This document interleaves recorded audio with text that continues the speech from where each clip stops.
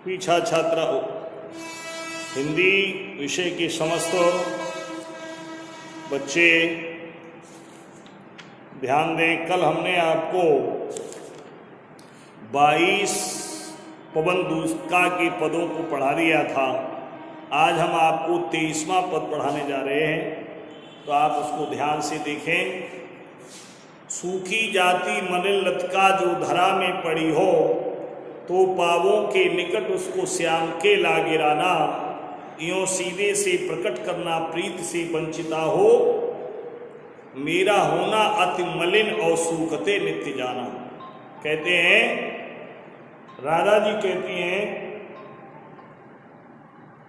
कहती हैं कि ए पवन, भगवान श्याम सुंदर के पास जब जाएगी तो हमारे दुख दर्द को कैसे व्यक्त करेगी।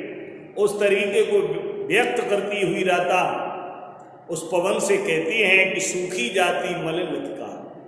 कहते सूखती हुई कोई मलिन मुरझाई हुई लता धरा में पड़ी हो। धरा माने पृथ्वी पर पड़ी हुई हो।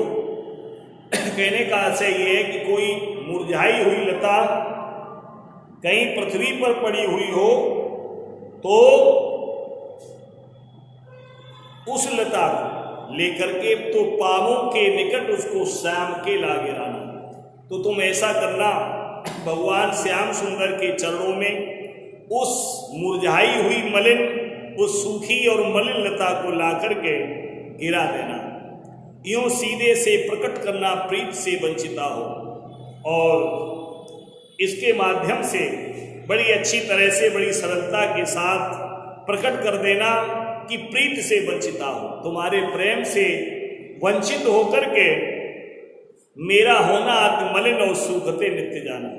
कहते मैं भी अत्यंत मलिन और नित्य प्रति सूखती जा रही हूँ, मलिन हो रही हूँ, सूखती जा रही हूँ। इस लता के माध्यम से पता लग जाएगी, जैसे मैं सूखी लता और मुरझाई हुई लता पड़ी हुई है, उसी प्रकार से इसी लता के समान तुम्हारे प्रेम से वंचित होकर के मैं भी कहते मलिन होती जा रही हूँ और सूखती जा रही हूँ। इसके माध्यम से हमारे तुम सारे दुख दर्द को भगवान श्याम सुंदर को बता देना।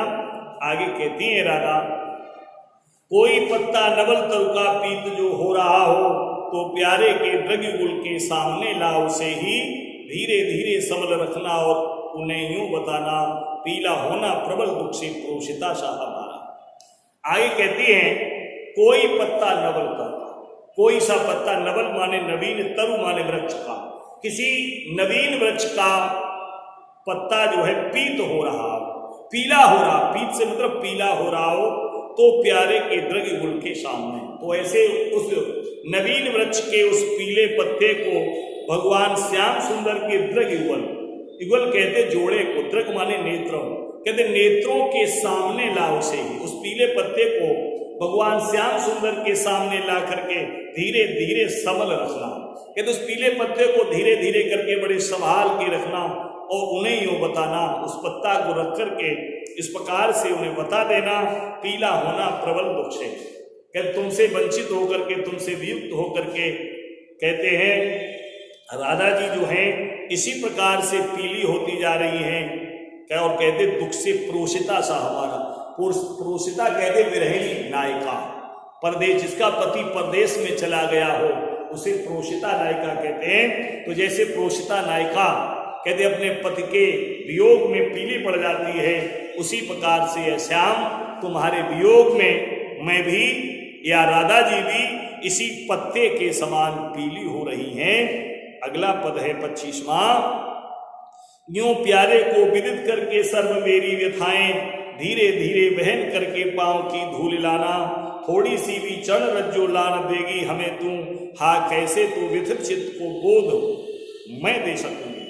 आगे कहती है राधा जी, यूं प्यारे को विदित करके सर्व मेरी व्यथाएं, और इस प्रकार से मेरे प्यारे श्याम सुंदर को सर्व मेरी व्यथाएं, सर्व माने संपूर्ण मेरी व्यथाएं माने कष्टों को, पीड़ा को विदित करा करके, बता करके, धीरे धीरे बहन करके, और धीरे धीरे बहन माने ढो करके, कहते पांव की धूल लाना, भगवान श्याम सुंदर के चरणों की धूल को लाना, थोड़ी सी भी चरण रज्जु ला न देगी हमें तुम। अगर भगवान श्याम सुंदर के चरणों की रज, चरणों की धूल ला करके मुझे नहीं देगी तो हाँ कैसे तो व्यथित चित्त को बोध में दे सकूंगी, क्योंकि भगवान श्याम सुंदर के वियोग से जो मेरा चित्त अत्यंत व्यथित हो रहा है उसको मैं कैसे बोध माने समझा सकूंगी, उस अपने चित्त को कैसे उस चित्त के दुख को दूर कर सकूंगी।